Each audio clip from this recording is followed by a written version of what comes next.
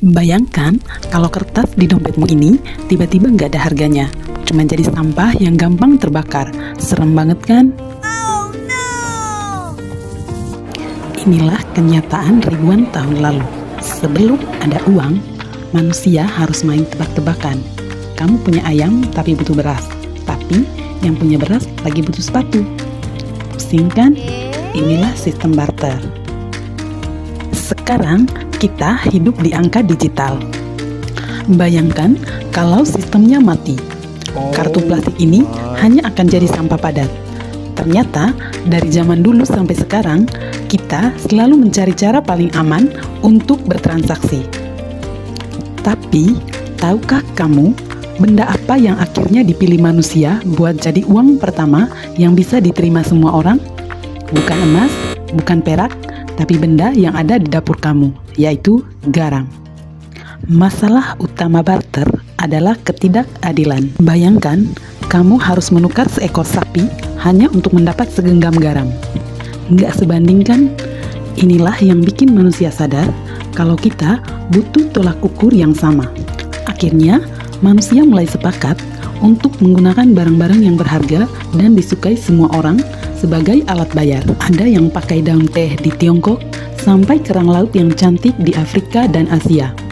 Tapi yang paling fenomenal adalah garam. Kenapa? Karena dulu garam adalah pengawet makanan satu-satunya. Tanpa garam, makanan akan busuk. Begitu berharganya, sampai tentara Romawi pun digaji menggunakan garam.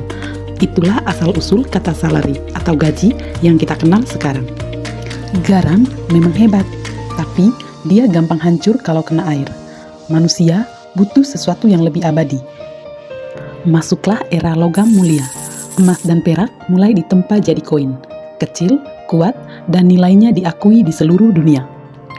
Tapi, masalah baru pun muncul lagi. Bayangkan, kalau kamu mau beli tanah atau kapal, kamu harus bawa berpeti-peti emas yang beratnya minta ampun. Belum lagi, risiko dirampok di tengah jalan. Membawa kekayaan jadi beban yang sangat berbahaya. Di Tiongkok, para pedagang mulai menerapkan cara baru. Mereka menitipkan emas ke tempat aman dengan hanya membawa selembar surat bukti titipan. Selama orang percaya surat itu bisa ditukar emas, kertas itu resmi jadi uang. Inilah cikal bakal uang kertas yang kita pakai hingga hari ini. Tapi, sejarah uang punya satu cerita paling gila. Tahun 1685, di wilayah New France, Kanada, kapal pengangkut koin perak dari Prancis telah datang berbulan-bulan. Bayangkan, pemerintah tidak punya uang sepeser pun untuk bayar gaji tentara yang sudah mulai ngamuk.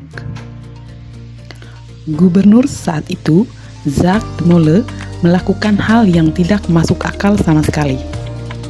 Beliau mengumpulkan semua kartu remi milik para tentara, lalu ujung-ujungnya dipotong dan ditulisi nominal uang di atasnya.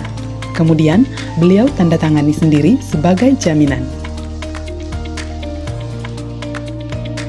Nah, kartu judi itu resmi jadi uang sah untuk kebutuhan sehari-hari seperti membeli roti, baju, bahkan sampai membayar pajak. Ternyata, kartu remi ini jauh lebih praktis dan disukai oleh semua orang daripada koin emas yang berat. Sejarah ini membuktikan satu hal, bahwa uang itu sebenarnya cuma soal kepercayaan. Bukan hanya di Tiongkok dan Kanada, pada akhirnya sistem ini pun mendunia, di mana hampir semua negara menggunakan uang kertas atau yang lebih dikenal dengan istilah uang fiat. Uang fiat adalah jenis mata uang yang tidak memiliki nilai intrinsik, tetapi berasal dari kepercayaan dan otoritas pemerintah yang menerbitkannya. Dan inilah jenis uang yang diakui oleh hukum sebagai media resmi untuk transaksi keuangan hingga pembayaran pajak. Nah, seperti itulah perubahan bentuk uang dari waktu ke waktu, dari garam ke emas, dari kartu remi ke angka digital yang sekarang muncul di HP kita. Bentuk uang boleh berubah, tapi intinya tetap sama. kesepakatan dan kepercayaan. Menurut kamu, 100 tahun dari sekarang, kita bakal bayar pakai apa ya? Apakah pakai chip di tangan? Atau kita akan kembali ke sistem barter? Jawab di kolom komen ya. Dan jangan lupa subscribe ya, buat tahu satu hari satu hal baru lainnya. Sampai ketemu di video selanjutnya.